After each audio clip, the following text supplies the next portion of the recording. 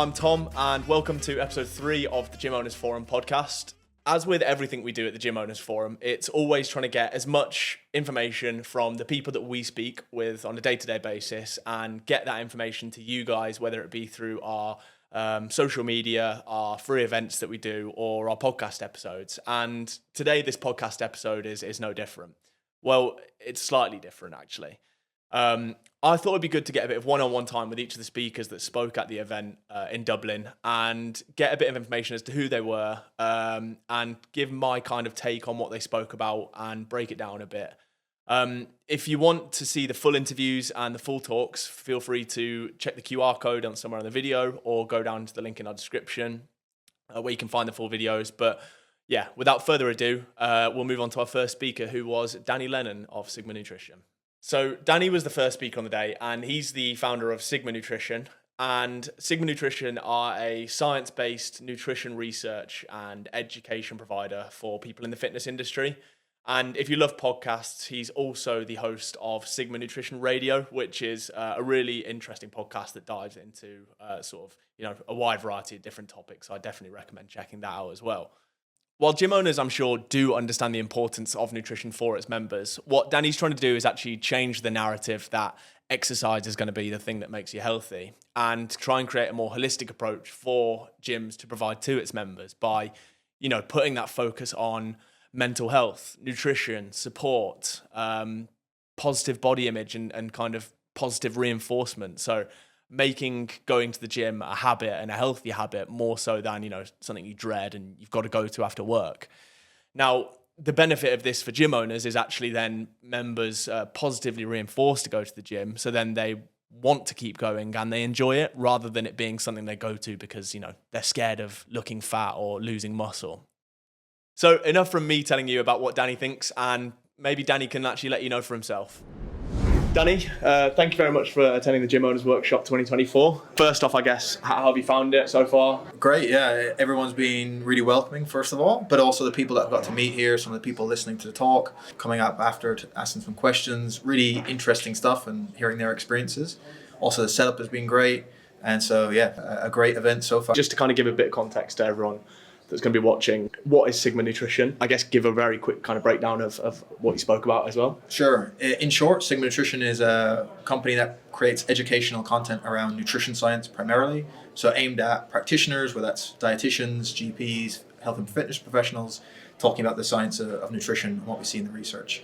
My talk today was around messaging within the fitness industry with a focus on a few core issues. I would think potential harms of weight loss interventions, issues around weight stigma more broadly in the industry, and then third, what this might mean for body image concerns and how we market and put out messages within the fitness industry and things for coaches to be aware of. To be honest, it was a very interesting talk, and I guess before I sort of asked my questions that I had, you get to, I guess, get a couple of the ideas that people were asking you after you talk. So some of those relate to one of the key dilemmas that I wanted to talk about at the start of the talk, which is that there are many coaches that want to help people, want to do things ethically, have heard about potential harms of messages we put out or promoting weight loss all the time, and want to try and avoid some of the real negative stuff, but at the same time also want to make a living and have a productive business, and knowing that most people are going to come to a gym or look for a personal trainer, oftentimes with the goal of changing their body composition.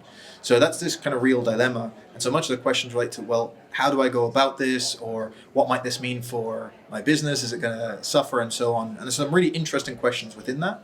But mainly it's about how do we work with someone who maybe has been told that they need to follow a certain type of plan or is coming looking for a diet plan or a 6-week transformation, but we want to promote something more long-term that's really going to help them in a health sense. How do we bridge that gap? That's supposed to be the theme of most of those questions. Yeah, okay. And I guess that kind of leads on nicely to my questions as well. Obviously, something that I kind of visit a lot of gym owners sort of as part of my day-to-day job, and I think a lot of the stuff that I often see with them is a lot of stuff I preach, actually, I guess, if you want to put it like that, is like community and how important community is within the gym. And I guess nutrition and kind of the prerogative that gyms are kind of pushing, because I know that people kind of say, like, if you're not big, you're not it, I guess, is right. The thing. So how would you say that kind of nutrition and kind of the prerogative that the gym's pushing on people, how does that affect the community within the gym, and how can you kind of help to change that as well? And this is such a fundamental part because most people accept that a huge part of their gym culture or the benefit is going to be the community aspect to it. And a lot of people are trying to build that. And even broadly in the fitness industry, there's a community aspect. When someone feels they are part of the fitness industry versus outside of it, that is what people want. It's why people get interested in it. When people start going into the fitness industry, it's why people are going to elevate towards certain types of clothing, certain types of brands that are important. Like there's all this part that is part of our identity and community when we're in that.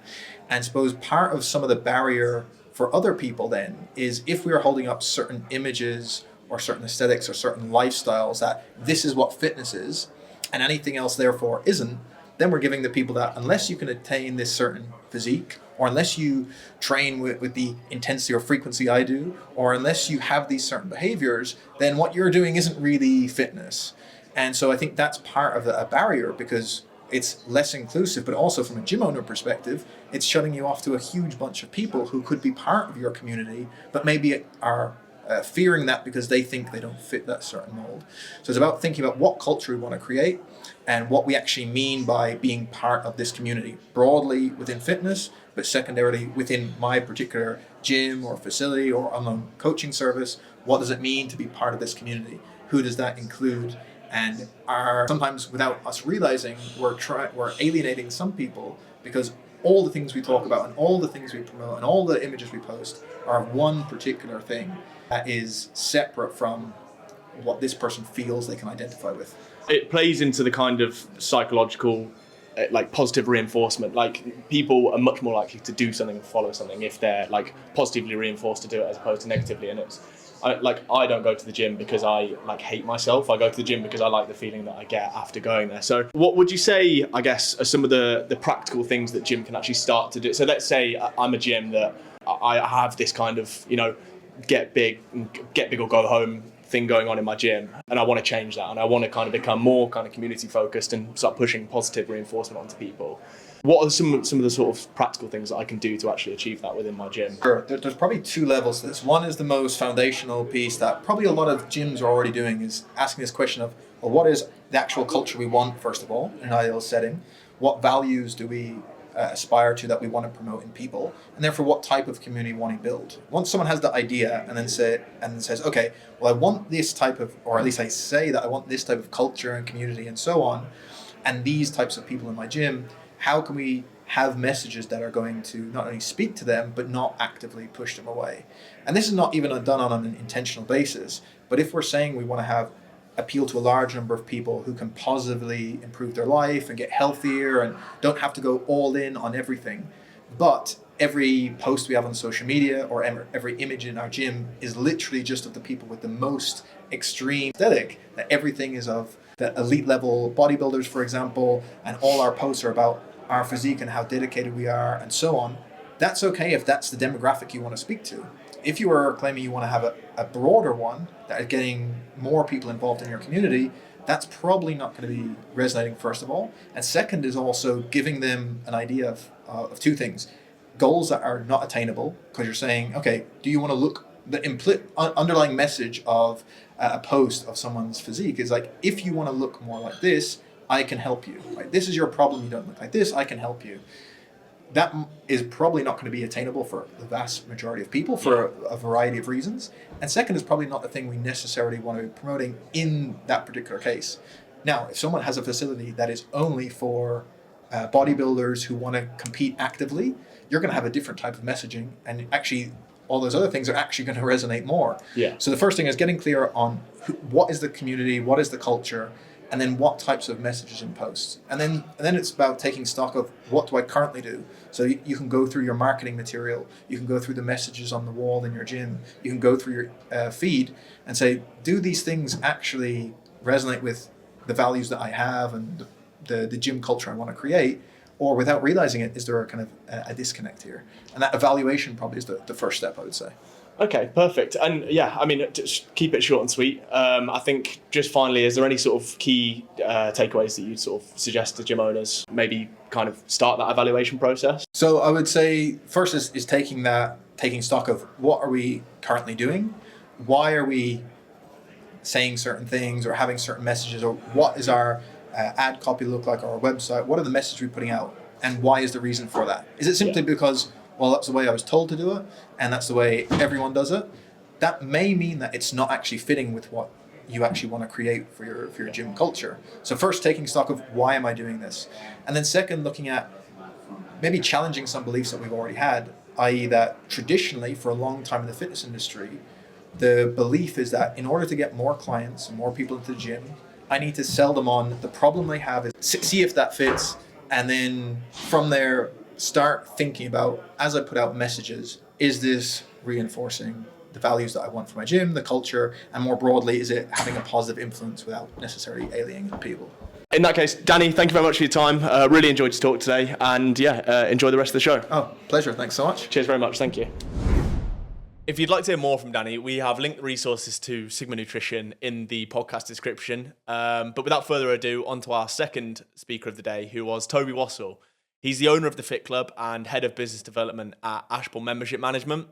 Toby's journey as a gym owner is quite a unique one. He actually had the advantage of working with Ashbourne and working with gym owners and customers day to day to help them develop a product that, made the running of their gym more effective and more efficient.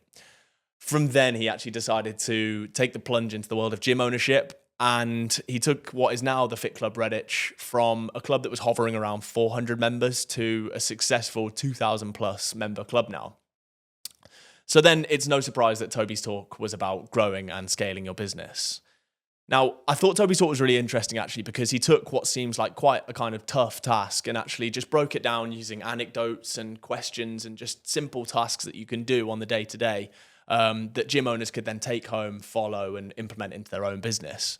After his talk, I wanted to dig into some of the methods that he had found useful himself in getting member feedback and automating his business processes. So that was kind of what I tried to focus on in the interview, and I'll let Toby take it from here. So, Toby, thank you very much for your talk today at the Gym Owners Forum. It was a very interesting one on scaling the business, and as one of your actual first-time talks, I think it was actually fantastic to watch. So first off, I think just to kind of get an easy feel for your thoughts on the event, what you think of today, and any kind of key takeaways from it. I think it's fantastic to see so many gym owners all in one room. Like, so many different facilities are represented at this event. To see everyone kind of interacting together, sharing ideas for how their clubs work, what works for them, what doesn't, is massively positive, and it shows where the industry is at the moment.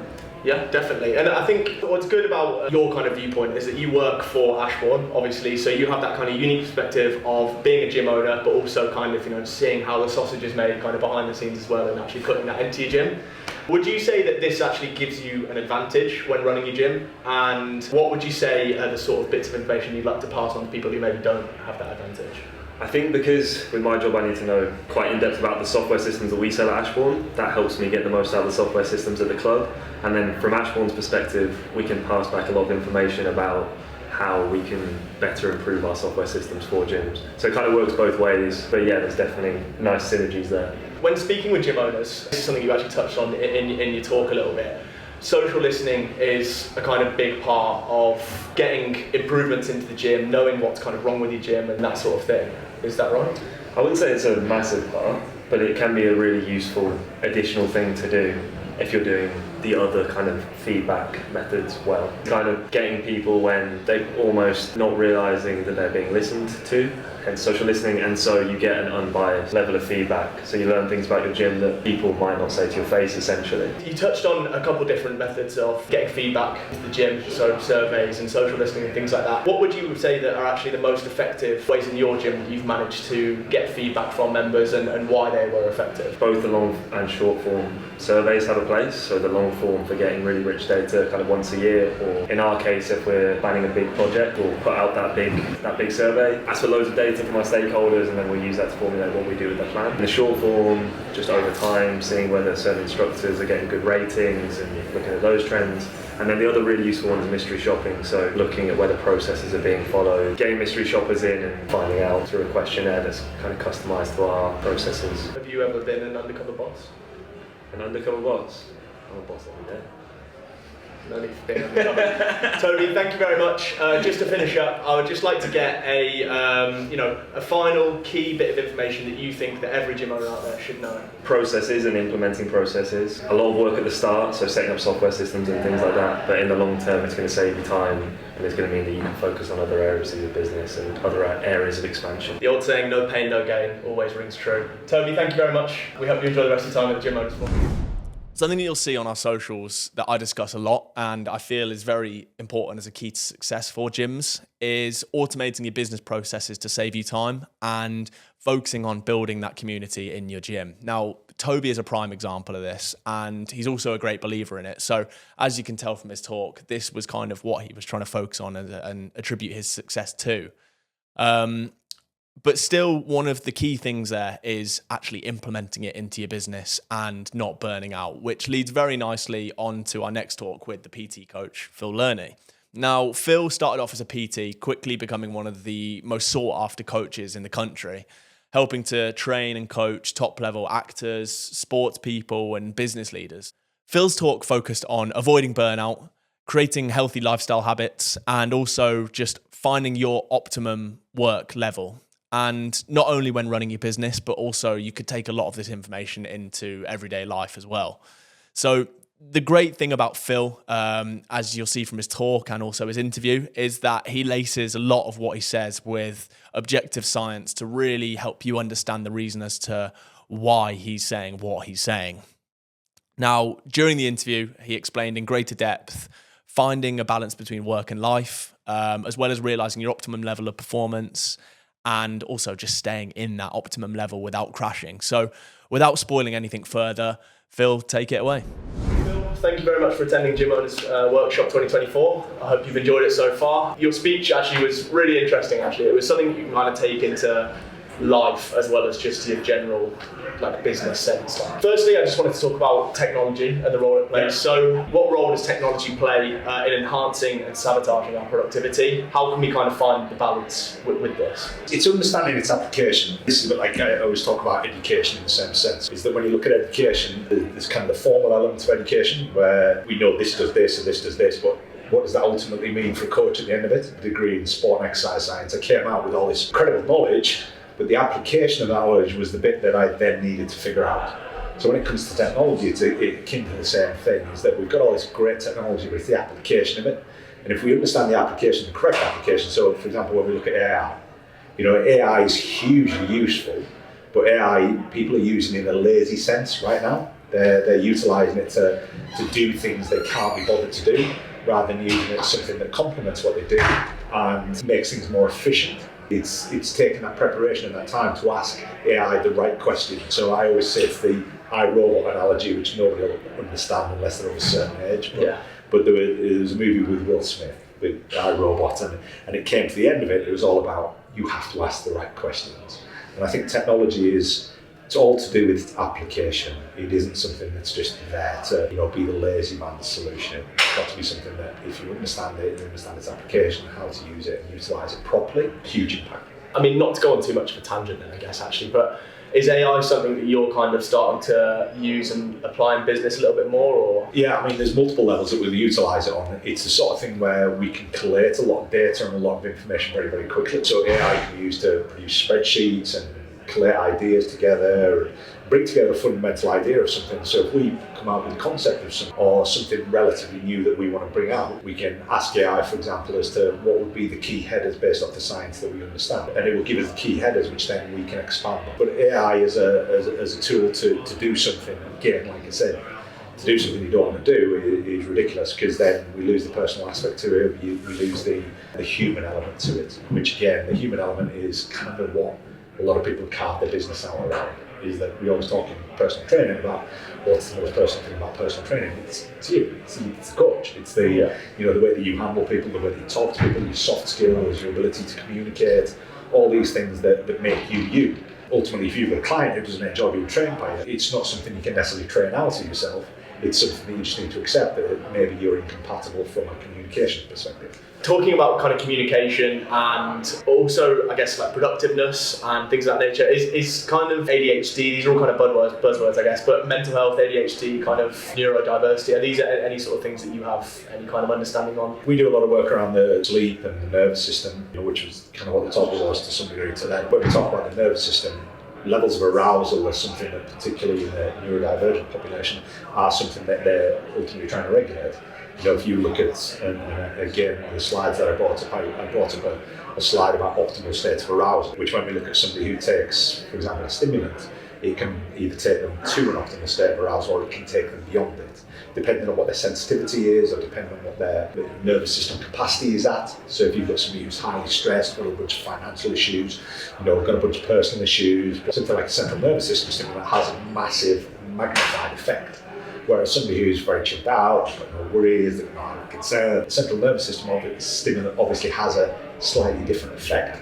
So what we've got to remember is that the effect of something on you is all relative to the situation that it's put into.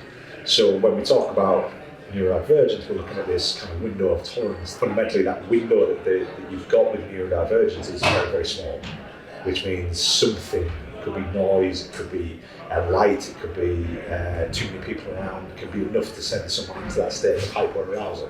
So yeah, it's definitely an area that we're interested in, we're exploring. There's actually, they're starting to find out that there's like a higher percentage of people in the UK that are actually, across the globe, that are actually neurodivergent and kind of have a higher level of ADHD. And one of the sort of main symptoms of that is unproductivity. What would your advice be for someone that's kind of struggling with unproductivity? They feel like they can't really break the cycle of that. Ultimately, when we look at somebody who goes into a state of hyperarousal, so hyperarousal is almost like you feel super positive about everything, you're super productive, you're almost overkill. You're working like, if you've seen something about Mary, it's a bit like when she's hoovering up. Yeah. And you go into that state of almost overload where everything's very fluent, everything's flowing and everything's great. But the problem is if you're at that heightened state of arousal, that is going to be followed by a dip, like a huge dip.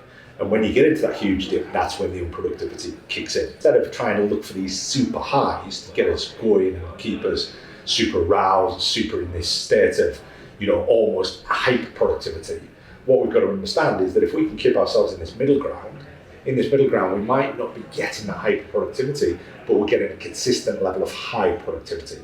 And it's this thing of, what are people doing in business to do that? Ultimately we end up with people with sleep problems because they overutilize central nervous system stimulants, caffeine probably being the most notable one, and they utilize caffeine to push themselves into a state of hyperarousal.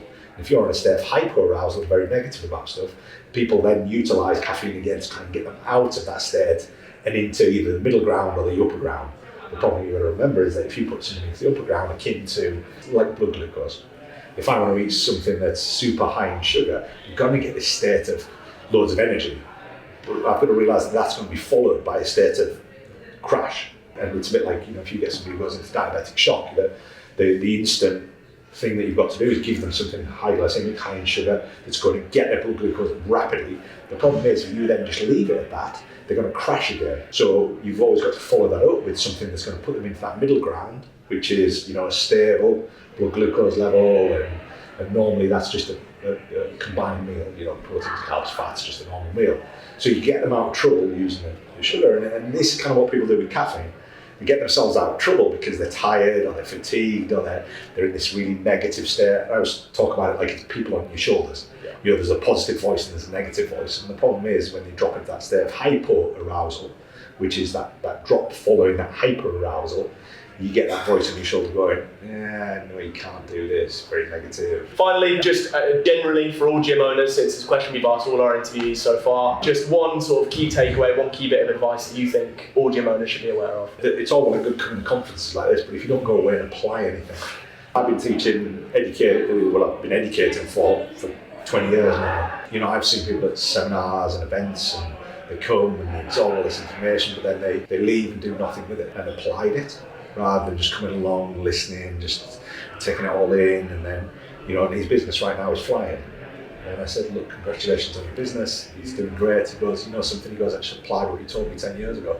He goes, but I just applied it 2 years ago. There's so much valuable information from events like these But there's so many people who step away and they'll have a notebook full of information that they then close, events done, get home, put it on the side, carry on with what they are used to or what they like, because that's the way we've always done it. But you'll still see gyms, and in 10 years, the gyms that didn't move on it are going to go, I wish I'd listened. There's no point in asking for advice and then totally ignoring it. No, I couldn't agree more. Thank you very much, Phil. Very well. That was absolutely fantastic. Thank you very much. So, there you have it. Just a quick snapshot of some of the speakers on the day and what they spoke about and some of the information that they thought was really important for business owners to know. Now, we have a load more content coming out from the Gym Owners Forum, so make sure to keep your eyes peeled from that. If you want any more information on the speakers or what they spoke about, make sure to check the link in the description of the podcast or also head to our website, and we will see you on the next Gym Owners Forum podcast.